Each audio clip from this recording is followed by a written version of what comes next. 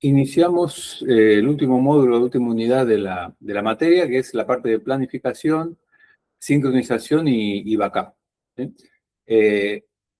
Lo que vamos a ver básicamente es eso, ¿sí? Hoy vamos a enfocarnos en la parte de planificación y sincronización con herramientas, algunas que ustedes ya conocen, las vamos a repasar y las vamos a tratar de ver en un poco más de profundidad. Eh, Sí. Entonces, ¿qué vamos a ver? Vamos a ver cómo automatizar tareas en Linux, ya digo, con herramientas que ya vimos y con algunas más. Y después vamos a ver todo esto, cómo podemos dar un paso más adelante con inteligencia artificial, ¿no? Porque todo esto nosotros siempre lo hicimos manual, o históricamente lo hicimos manual. Las herramientas se fueron modernizando, teniendo cada vez más capacidades, pero bueno, hoy en día la IA nos permite automatizar mucho de todas estas tareas manuales que hacíamos o que dejábamos configuradas, ¿sí? Entonces, los objetivos de hoy, bueno, es revisar cron, system de timer para la planificación de tareas, cron y system D, obviamente que se apoyan en scripts, entonces vamos a ver un poquito cómo hacer los scripts, que ya vimos todo esto en automatización de scripting, pero bueno, vamos a revisar y tratar de dar un paso más y recordar las buenas prácticas. Y van a ver ustedes que por ahí para hacer cosas más complejas, recuerdan que en automatización de scripting hablábamos principalmente de Bash, también podemos usar Python, ¿sí? Sobre todo Ubuntu Server y demás, todos traen las distros de servidores traen Python instalado o se puede instalar muy fácilmente. Entonces, para tareas más complejas, en lugar de usar Bash puro, que no digo que no sea suficiente, ¿sí? Pero por ahí es más difícil y si queremos hacer cosas ya con otro formato, con HTML, consumir APIs, Python o manejar volúmenes de datos grandes, Python nos va a dar más herramientas, ¿sí? Después, como un primer paso a la parte de backup, vamos a ver cómo sincronizar datos, principalmente con rsync. Les voy a mencionar alguna otra herramienta, hay infinitas. Infinitas no, pero hay muchas, ¿sí?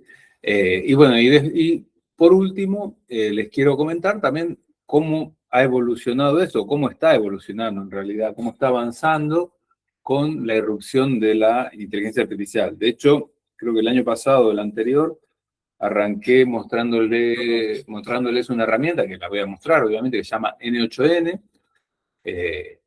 que parecía una gran maravilla, pero bueno, esa herramienta está de a poco pasando a ser obsoleta, ¿sí? Gracias a los agentes de inteligencia artificial. No sé si ustedes o están al tanto de todas estas novedades, pero bueno, realmente es increíble cómo avanza y cómo las cosas que van saliendo. Entonces, para hoy les preparé una introducción a la automatización, cron, system de timers, aparte de scripting en Python y Bash, rsync. Después vamos a revisar N8N, los agentes de inteligencia artificial, que les voy a hablar de dos en particular, que son con los que he estado jugando, OpenClaw y Hermes Agent. La verdad que en producción no los he tenido, pero bueno, sí que he estado haciendo cosas con eso. Y vamos a cerrar con, bueno, si podemos llegar a lanzar un N8N o alguna práctica, lo vamos a hacer. Bien. ¿Alguna duda o consulta? ¿Comentario que quieran hacer? No. ¿No? Bien. Bueno, esto va a ser repaso, ¿sí? Así que no me voy a detener mucho en cada una de estas cosas del principio. Cron, ustedes ya saben lo que es cron, ¿no? Es un demonio que está siempre funcionando, ¿no? Un servicio, digamos, que está en ejecución en el servidor y en la PC, ¿no? En esta máquina mía que tiene Linux también hay un cron en ejecución y lo que va a hacer es ejecutar comandos en intervalos específicos. ¿Se acuerdan que tiene el archivito este crontab, donde nosotros ponemos lo que queremos que se ejecute, ¿sí? Cron no es algo de Linux, o sea, viene de los primeros Unix y imagínense que esto lo diseñó Brian Kernighan, que es uno de los de los diseñadores de Unix en 1977. ¿No? O sea, tiene 50 añitos, más joven que yo, pero bueno. No voy a decir que está obsoleto porque si no me quedo yo también, pero ya tiene sus años. Sí, sigue cumpliendo la función, pero han salido cosas nuevas después de Chrome. ¿Sí? Recuerden entonces que el cron original y el que realmente yo siempre usé es el que se basa en el archivo crontab, o sea, original. La forma original de trabajo es con el archivo crontab. Cada usuario tiene uno, podemos hacer un crontab de root, obviamente, y con el formato ese que está ahí, que ya lo conocen, ¿no? Minuto, hora, día, mes, día de la semana y el comando que queremos ejecutar. ¿Sí? Recuerden que el comando es esto, pero también yo podría acá redirigir la salida, si no, no es solamente la ruta al script. Permite también, bueno, listas y rangos de días y demás, ¿no? De meses también, y también los pasos. Todo esto ya lo conocemos, no me voy a detener. Bueno, los campos de minutos, que van de 0 a 59, ¿no? La hora de 0 a 23. El día del mes, del 1 al 31, traten de no poner un día de febrero que no exista, por ejemplo, o 31 en un mes que no exista. Sí. Bueno, los meses por número y los días de la semana también, típicamente por número, aunque se pueden poner por la letra en inglés. De 0 a 7 son los números del día y el 0 y el 7 son el domingo, ¿no? Cualquiera de los dos vale por domingo.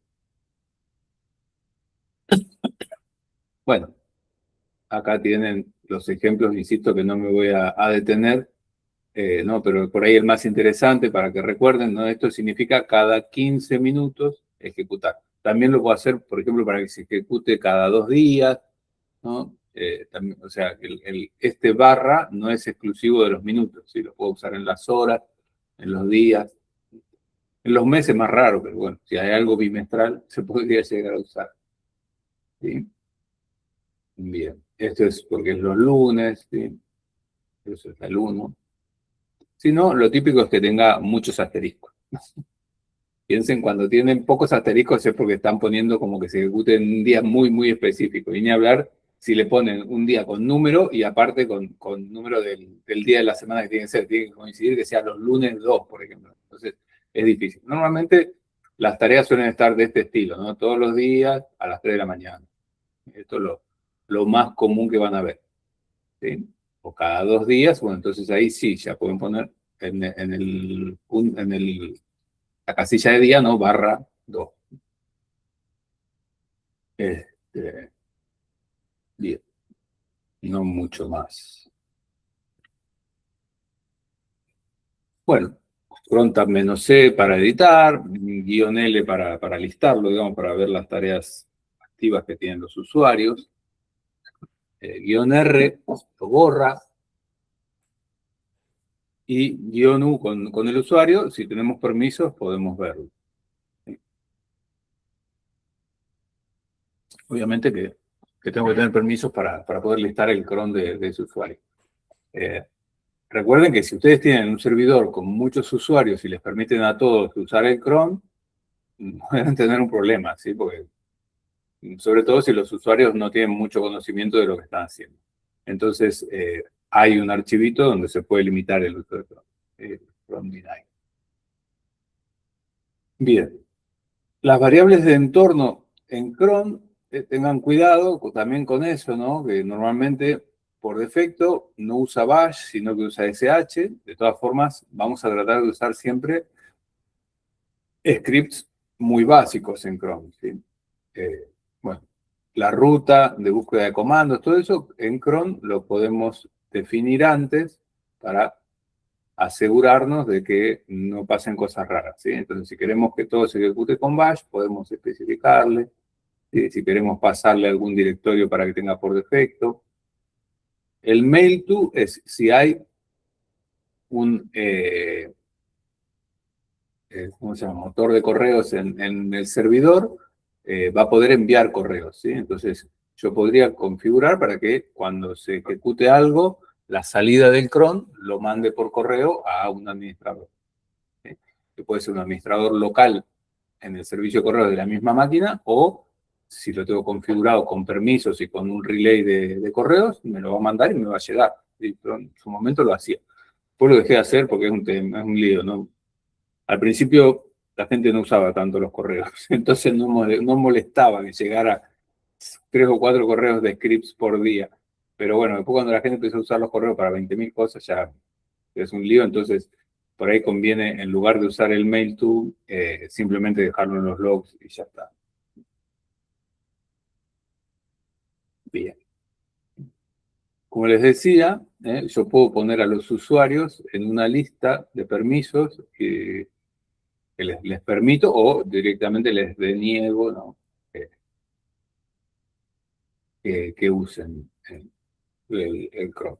Insisto, normalmente por defecto va a venir con todos los usuarios habilitados. Si tenemos muchos usuarios, sobre todo si tenemos usuarios que no tienen mucho conocimiento, es recomendable ponerlos en el deny. Ahora, si queremos que todo el mundo no pueda, bueno, entonces se cambia la configuración de cron para que nadie lo pueda usar, salvo el root, ¿no? Y si queremos meter a alguien más, lo podemos poner en cron allow. Permitir significa allow, deny, denegar. Y además del cron tab, del archivito como les decía, también hay otra forma de usarlo, que yo la verdad que nunca me acuerdo o nunca lo usé por costumbre, por falta de costumbre, que son estos, son unos directorios que están en la máquina, etc cron.hourly, cron.daily, y si yo pongo un script adentro de estos directorios, se va a ejecutar una vez por hora, una vez por día, ¿sí? No puedo elegir la hora, digamos, entonces sería a las 12 de la noche, una vez por semana y una vez por mes. ¿Sí? Yo, sinceramente, nunca lo usé, nunca me acuerdo de que existe eso. Pero bueno, yo puedo poner el script ahí en ese directorio, hacerlo ejecutable, y cuando sea la hora, digamos, en este caso, una vez por hora se va a ejecutar. Bueno, entonces hasta acá sería lo que es el resumen de lo que ya conocen, ¿no? Saben que si el sistema está apagado, obviamente no se ejecutó y no se va a ejecutar nunca. Cron en sí mismo no hace registro de las cosas, por eso yo les decía que normalmente puedo redireccionar la salida estándar, con el famoso ampersand y demás. Lo puedo redireccionar a un archivo o a un correo electrónico. Les recomiendo a un archivo que quede ya de registro en la máquina. Sería hacer el login de cron. Cron tampoco tiene dependencias entre tareas, o sea, se ejecuta y bueno, cada una se ejecuta, no espera que se termine otra ni nada. Eso ya lo tendría que hacer yo en mi script. Es la típica cosa que yo hago, por ejemplo, si voy a hacer un backup y voy a arrancar otro backup 15 minutos después, pero no lo quiero arrancar si el anterior no terminó, ¿sí? Entonces, ¿cómo hago? Bueno, cuando empiezo el backup, tendría que escribir algo en un directorio, ¿no? En el barra tmp típicamente se deja un archivo, entonces el otro, cuando va a arrancar, se pone en un while hasta que no se borra ese registro en el barra tmp. Bueno, es todo un lío lograr que cron tenga dependencia, ¿sí? De que no se ejecute una tarea hasta que no termine la anterior, la que yo quiero que termine antes. Entonces eso es una limitación bastante importante de cron cuando tengo tareas que llevan mucho tiempo. Y como al final la condición es esa que puse ahí, digamos, de los asteriscos y los días de la semana y las horas, es un poco limitado si yo quiero lanzar tareas, por ejemplo, cuando sucede algún evento, cuando se termina de instalar algo, bueno, eso ya es más difícil hacerlo con cron, ¿sí? No puedo automatizar ese tipo de cosas. Entonces, para eso hay algunas herramientas que han ido surgiendo y que son un poco más complejas, como por ejemplo Anacron, que creo que ya lo hablamos en su momento. Anacron, la diferencia más grande que tiene con cron es que permite ejecutar tareas aunque la máquina estuviera apagada. Obviamente, si está apagada, no la va a ejecutar en ese momento, ¿sí? Pero en el arranque va a verificar si hubo tareas que tendrían que haberse ejecutado y no se ejecutaron, ¿sí? Entonces, nada. Lo que sirve esto, bueno, para máquinas que se apaguen, no para servidores. Obviamente, en un servidor no tiene mucho sentido instalar Anacron, pero en máquinas que se apagan periódicamente, entonces sí, podemos usar, en lugar de cron, usar Anacron, y el formato es este, ¿sí? ¿Cuántos días? Cada cuántos días y qué retraso en minutos desde que arranca la máquina, ¿sí? Para que cuando arranca no se haga todo junto. Entonces, esta es una herramienta que si ustedes usan laptops o si están gestionando, por ejemplo, en un organismo un montón de desktops que quieren que, no sé, que verifiquen una vez por semana si hay alguna actualización de algo, pues, o que hagan un backup o algo. No les recomiendo que se actualicen automáticamente porque los usuarios les van a apagar la máquina por la mitad de la actualización y se va a romper. Pero bueno. Bueno, hasta acá cron y anacron. Yo creo que esto ya lo habíamos visto. No sé si quieren hacer algún comentario, alguna pregunta.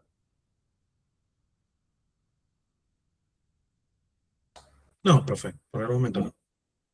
Bien. Bueno, entonces, esto también se lo comenté, creo yo, en scripting, ¿sí? Que cron en realidad fue superado ya por otra herramienta que es System de Timers, ¿sí? Los System de Timers en realidad no reemplazan 100% cron. De hecho, yo también, por costumbre, nunca me acuerdo que así me acuerdo, pero menos.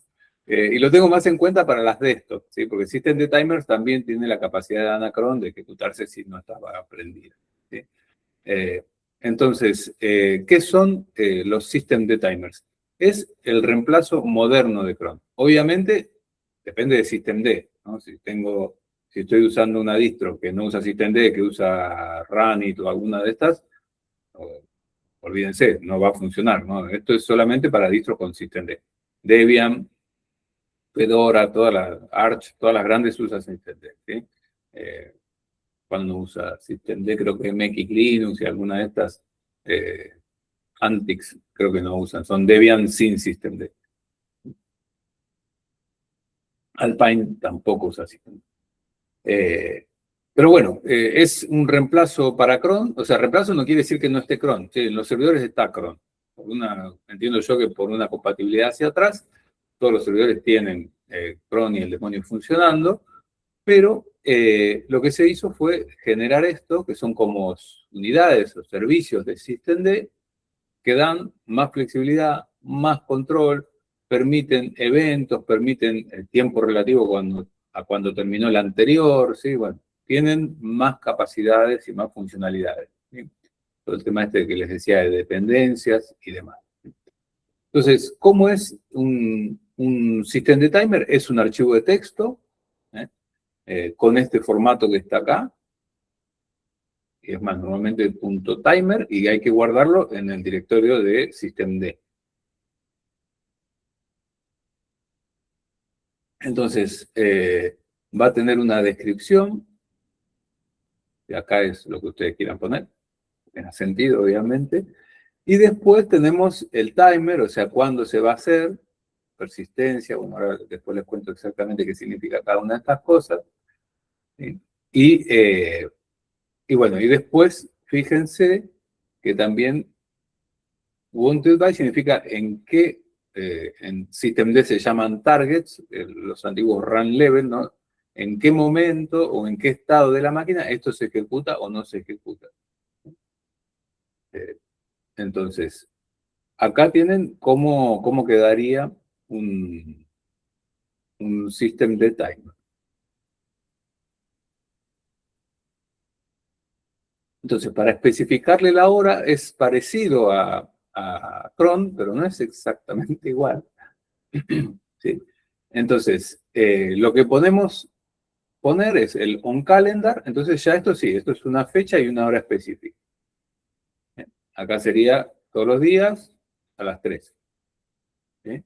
Acá sería cada hora. ¿Sí? Y acá sería cada lunes, ¿no? Porque dice mon, no importa qué número, a las 6 de la mañana.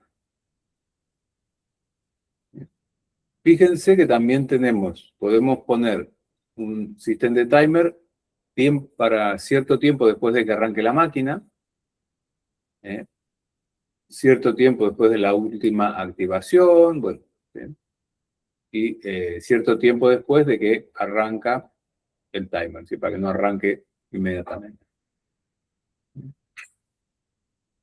Entonces tenemos varias opciones. Yo normalmente he usado el on-calendar para hacer backups cada tanto, y este también es interesante, el on-bootset, porque yo puedo esperar que la máquina arranque y después de 2 minutos o algo así, hacer una actualización o verificar si hay actualizaciones, que le pregunto al usuario si quiere actualizar, ¿no? Eso sería lo ideal, porque insisto en que si el usuario no sabe que se está actualizando la máquina, la puede apagar por la mitad y se puede romper todo.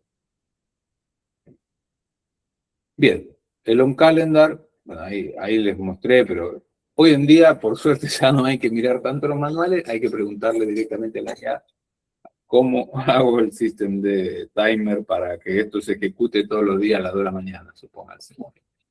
Entonces ya les va a dar la línea, pero sería así, ¿no? Esto sería todos los días a las 2 de la mañana, esto es el primer día de cada mes a las 12 de la noche, digamos. Acá esto sería los meses 1 a 3, o sea, el 1, 2, 3, el 6 y el 9, y después 12, 3, 12, 15, no, estos ya no son meses, estos son días. Ah, no, a ver. El mes 1, 2, 3, acá está el guión, sí. 1, 2, 3, 6, 9, 12 y el día 15. ¿Sí? El día 15 de todos estos meses a las 4 de la mañana. 2 veces lo mismo. Y bueno, y tienen que poner ustedes así, ¿no? El unit con el nombre, después de qué target se alcanzó, y el tipo, el servicio, bueno, un one shot es que se va a ejecutar una sola vez. Acá tienen el script que va a ejecutar, y también la otra gran ventaja que tiene con respecto a cron es que ustedes le pueden decir dónde va a hacer el log, ¿sí? Entonces, la salida de esta ejecución va a ir al journal, ¿sí? Va a ir a los logs normales de la máquina. Después ustedes con journalctl y demás lo pueden controlar. Cosa que suele pasar con cron, si ustedes no hacen una rotación de logs, se les puede llenar el disco, porque está cron continuamente escribiendo ahí en máquinas, en servidores que están olvidadas en algún lugar del mundo, que me ha pasado. Cuando se quieren dar cuenta, tienen logs ahí de varios gigas. Entonces, si ustedes usan journalctl y tienen una política de rotación de logs, entonces eso no les debería pasar. No sé por qué me apaga la cámara y pierdo el tema del fondo. Si ven mucha ropa tendida es porque no se seca nada. Bueno, eso sí, una vez que ustedes hacen esto, no es como cron, que automáticamente una vez que lo editan ya queda habilitado las tareas, sino que tienen que arrancarlo con systemctl start, y con systemctl enable sería, ¿no?, habilitar para que si reinician la máquina siga funcionando. ¿Sí? O sea, uno lo arranca por única vez, digamos, y el otro, el enable, ya lo habilita para que cada vez que se reinicie la máquina esté disponible. ¿No? Con systemctl status pueden ver cómo está el timer. Con list timers les va a mostrar todo lo que hay. Y esto, bueno, no pager es para las próximas ejecuciones. Esperen que yo les quería mostrar mi máquina. ¿Ven? Estos son los timers que hay en mi máquina.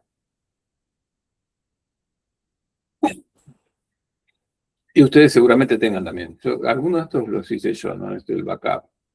Me olvido después de usarlo. Pero, Pero nada, ¿sí? Eso es para que ustedes tengan en cuenta que hoy en día, más que cron, tienen que ir acostumbrándose a usar los timers. Entonces, como para tener un ejemplo completo de cómo hacer un backup, lo podrían hacer así, ¿no? Backup diario, todos los días a las 3 de la mañana. Recuerden, esto está pensado para servidores, no para su PC, si no la tienen que dejar prendida.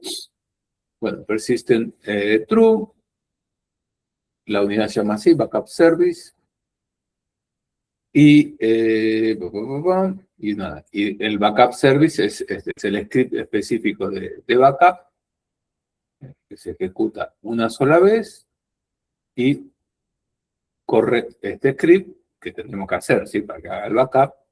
Bueno, Nice, esto es para que no ocupe demasiada CPU, para que no sea la prioridad, o sea, la prioridad que tiene Nice 10 es la prioridad más baja en el momento de ejecutarse.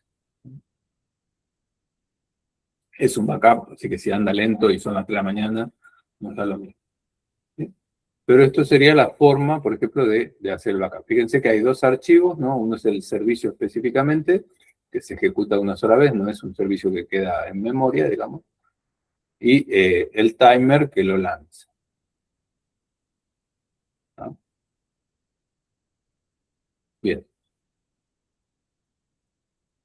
Las ventajas que tenemos con System de Timers es que, bueno, lo que les decía, el login ya está manejado por Journal. Entonces, si ya tenemos estrategias de rotación, tamaño máximo y demás, los va a respetar.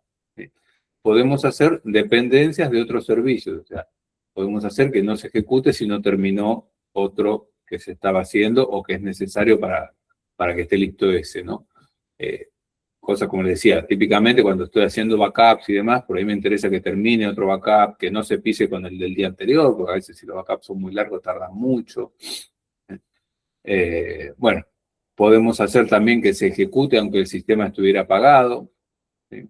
Podemos hacer que se active basado en eventos, por ejemplo, que se active después de que se hace una actualización o después de que se modifica el contenido en algún lugar.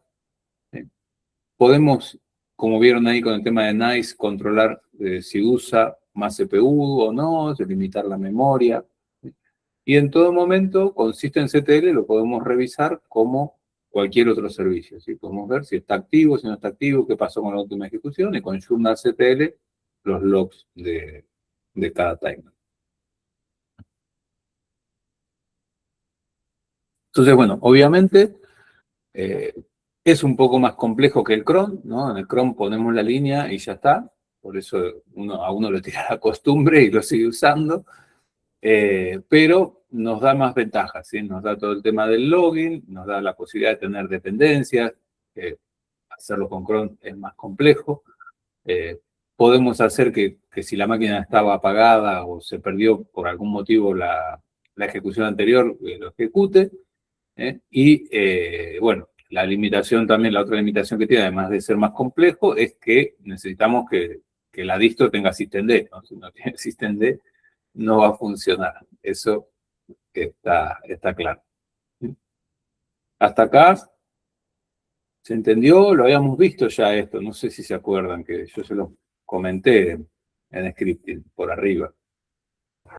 Sí, sí, algo se me acuerda. Bueno. ¿Se puede configurar en base a la carga del servidor? No sé. Ahí sí que me mataste con esa pregunta, Denis. Mira, ¿sabes qué? No tengo vergüenza, le vamos a preguntar a la IA.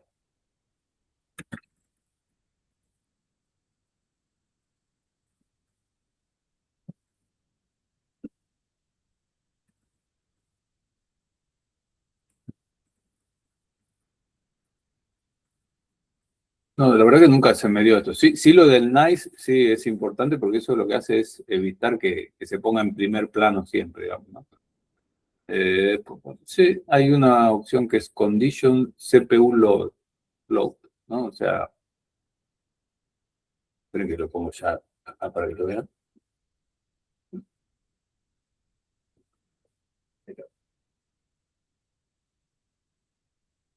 Ahí me dice esto, sí. No sé si lo ven. Podemos ponerle así, condition, CPU low. Muy buena pregunta. La verdad que no se me ha ocurrido nunca. Bueno, el formato de estos archivos es así, sí, Tom.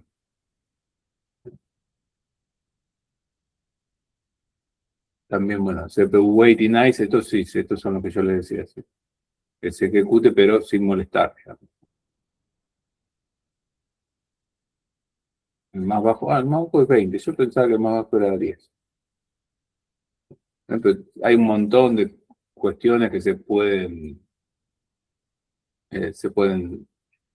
configurar, así como la carga, así la cantidad de CPU, el menor peso posible de la CPU. Y si no, como dice acá, también se pueden hacer cosas así. Sí, pero ya hoy en día, en las versiones más nuevas, por lo que veo, ya está todo bastante bien hecho. Muy bien armado. Lo dejamos abierto por si surge otra duda que no tenga idea. Pero bueno, eso es lo bueno que tiene hoy en día la IA. Usted ya le pone, haceme un timer para que esto, y que no se ejecute si la máquina está, o si la entrada-salida, ¿no? Porque eso también es la típica del backup, ¿no? Si el disco está hasta arriba, quiero hacer un backup. Bien. Bueno, y entonces, como para terminar con esta parte un poco de revisión y de repaso, vamos a ver el tema de scripting y lo vamos a ver no solamente con Bash, sino que para tareas más complejas, por ahí nos conviene usar Python. ¿Eh? Para automatización, nada, las tareas más simples no se salgan de Bash. No tiene sentido meterse con Python para cuestiones que siempre hicimos, backups y demás, no tiene mucho sentido. Pero como les decía, si tienen algunas tareas más complejas, si tienen que procesar datos, si tienen que conectarse con alguna API, por ejemplo, o quieren mandar un mail con Bash, también se puede hacer, que están instaladas las herramientas, pero si quieren, ya les digo, consumir una API o enviar notificaciones a algún lado, con Python hay bibliotecas, ¿no?, que les van a permitir trabajar mucho mejor. ¿Sí? Obviamente pueden combinar las dos, ¿no? Pueden hacer un script en Bash que en algún momento llame al script de Python. Como cuestiones importantes, bueno, piensen siempre en manejar errores. Es importante que los scripts manejen errores. Ahora les voy a ir poniendo ejemplos, ¿sí? Que manejen errores, que hagan un registro de todo lo que van haciendo, ¿no? Logging. Y hay una cuestión que se llama idempotencia, que más que nada significa que el script pueda ser lo más autónomo posible, digamos, ¿sí? O sea, que si vamos a hacer, no sé, que el script genere un archivo, ¿sí?, verifiquen antes que tenga permisos para generar el archivo. Si va a tratar de hacer un directorio, verifiquen que no exista ese directorio. Si se va a descargar un archivo grande, bueno, verifiquen que no se haya descargado ese archivo, que no esté ahí disponible, ¿no? Esos son principios de cuando uno está haciendo scripts. Ahora igual lo vamos a ir viendo y les voy comentando. Entonces, imagínense que ustedes quieran hacer un script de mantenimiento, como este que tenemos acá, que simplemente este es el inicio del script, ¿no? Pero fíjense la diferencia con lo que nosotros vimos en automatización de script, y yo no les hice demasiado, en ese momento, no les hice demasiado énfasis en esto, aunque se los comenté. Ustedes tienen que gestionar los errores, ¿sí? Entonces, esto es en caso de errores, lo estoy habilitando para que no se cuelgue, digamos, ¿sí?, o no se salte la línea. Poniendo esto ya va a capturar esos errores y va a mandar un error, o va a registrar, digamos, un error en la línea que corresponde. Y bueno, después de esto también, ¿no? Son buenas prácticas siempre mantener con variables la, la configuración, como para yo cambiando la variable, por ejemplo, podría cambiar cuál es el archivo en el que hago el registro, ¿sí? Y también, bueno, genero la fecha con el formato que yo quiera poner. Acá es año, mes, día, hora, minuto, segundo. Acá solamente lo que hace es meter adentro de este archivo, ¿sí? Año, mes, día, hora, minuto, segundo y lo primero que se le pasó como parámetro. Entonces acá, si llamo al log, nos dice iniciando rutina de mantenimiento, esto es lo que se le pasa como parámetro y va a registrar hora, vez, día y iniciando rutina de mantenimiento. Esto simplemente hace eso. Ahora, si yo no pusiera acá esto, imagínense que por lo que sea no tiene permisos para escribir en barlog, nada, esto no hace nada, ¿no? Porque no tiene permiso, da un error y se pierde. En cambio, en estos casos, cuando yo tengo la captura de errores, bueno, podría mostrar que no pudo escribir. ¿Sí? Podría dejar registro de eso. Entonces, si ustedes quieren hacer, por ejemplo, un script de limpieza de un directorio, nada. Acá, ¿no? Habilito los errores, digo, voy a hacer registro acá en barlog limpieza, una variable max days, ¿no? La cantidad de días, y ven que tengo acá una pequeña función de log, que es esta misma de acá, ¿sí? Que voy a guardar la fecha, el parámetro que le pasen adentro del archivo de log. Entonces acá, nada, guarda eso adentro de este directorio de logs, adentro de este archivo, ¿sí? Cleanup.log. Entonces, nada, cuando se ejecuta, registra primero iniciando limpieza del sistema, después busca los archivos de max days, o sea, más de 30 días, y los borra, y registra archivos antiguos eliminados. Y lo mismo después limpia los temporales de TMP, pero de más de 7 días, borra los archivos temporales. Ustedes imagínense que hay servidores, yo he tenido servidores que hacía como 500 días que estaban corriendo. Entonces, en esos casos, los logs en principio no se borran. O sea, insisto, hoy en día con journalctl sí puedo poner estrategias para que se borren.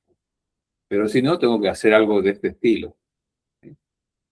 Y bueno, después, ¿qué otra cosa hace? Bueno, hace un clean de apt-get, ¿sí? O de yum, digamos, si fuese Fedora. CentOS, ¿sí? Y entonces, manda el log, caché de paquetes limpiada y empieza a completar.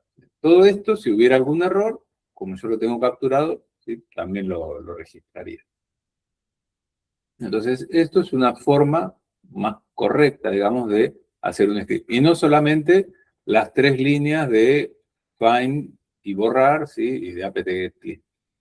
No quiere decir que no funciona lo otro, pero lo que pasa es que lo otro puede tener errores y puede que no se ejecute nunca y yo no me voy a enterar. Por eso les digo, cuando ustedes hagan script, traten de mantener esa estructura, de capturar los errores y de ir registrando todo lo que hacen. Lo mismo si quieren hacer un backup, ¿no? El origen y el destino, que quieren hacer el backup de usuario datos y lo van a hacer ¿no? en un directorio que está montado /mnt backup. También, ¿no? Generan la fecha, el nombre del backup es backup- y la fecha que generaron con date y el formato que quieren, .tar.gz, lo van a comprimir típicamente, ¿no? Y ven también, ¿no? El cal log también lo tengo puesto, ¿no? Entonces inicia el backup de origen, ¿sí? Hace la compresión del origen y después va a destino, lo copia y lo borra. Y borra los backups antiguos. Entonces, bueno, todo esto también. Si hay errores los va a capturar y, bueno, y el log es para ir registrando. Estos son ejemplos así. Ahora, si tuvieran que hacer algo más complejo, piensen que con Bash se les puede complicar, ¿sí? Entonces, podríamos, por ejemplo, ¿no? Hacer un script de monitoreo que vaya leyendo la carga de CPU, la carga de memoria, la carga de disco o el uso del disco. Y esto con Bash se complica, pero si ustedes se acuerdan de introducción a la programación, hay un montón de bibliotecas, PSUtil, bueno, está para registros, y sistemas que les permiten precisamente eso, ¿no? Acceder a la carga de CPU, a la carga de todo, ¿no? Entonces, ¿ven? Acá, para ver el uso de CPU, podemos usar PSUtil, que es esta biblioteca, y el porcentaje de CPU, bueno, el intervalo que queremos que lo mismo. Y vemos, ¿no? Si el uso es mayor que 80, por ejemplo, ya directamente no tenemos que hacer nosotros un archivo de log ni nada, sino que podemos usar directamente, ¿sí?, las funciones de la biblioteca de login, y logamos un warning, ¿sí?, de CPU alta, ¿sí? Y así con todas, ¿ven? Entonces, ¿qué ventajas nos da Python? Que para tareas más complejas ya tenemos bibliotecas que nos facilitan la vida. ¿Está? Lo podemos hacer cosas, lo mismo que en Bash, obviamente, y cosas un poquito más avanzadas sin tener que rompernos la cabeza en escribir todo, ¿no? Dependiendo de qué sistema, cómo miro la CPU, los hilos, etcétera, etcétera. Supone que estas bibliotecas de Python ya están preparadas y simplemente incluyéndolas, lo podemos usar. Recuerden que si usan bibliotecas de Python, bueno, las tienen que tener disponibles en el sistema. Algunas son estándar, si no va a tener que compit, ¿no?, instalando. Pero, por ejemplo, esto sería un script de monitoreo más avanzado que lo que se puede hacer con Bash, y con Backup también, ¿no? Podrían hacer cosas más complejas. Y también acá tienen bibliotecas como, por ejemplo, para usar tar y demás. Tienen lo mismo, ¿no? Bueno, el origen, el destino del backup, ¿sí?, la retención, el tiempo que lo van a querer retener. También, bueno, acá lo imprime, acá no usa logfile en este, ¿no? Pero básicamente van a ir creando el backup, lo van a comprimir con tar, o bueno, van a juntar todo con tar, y después lo van a comprimir y van a borrar los backups antiguos. Es un poco más largo que el otro, que el de backup en Bash, pero hace más o menos lo mismo, ¿no? Después ustedes arman todo el tema del backup con el origen, el destino, la retención en cantidad de backups, crean el backup y después lo borran. No tiene mucha más ciencia, pero lo bueno es que lo manejan directamente en Python.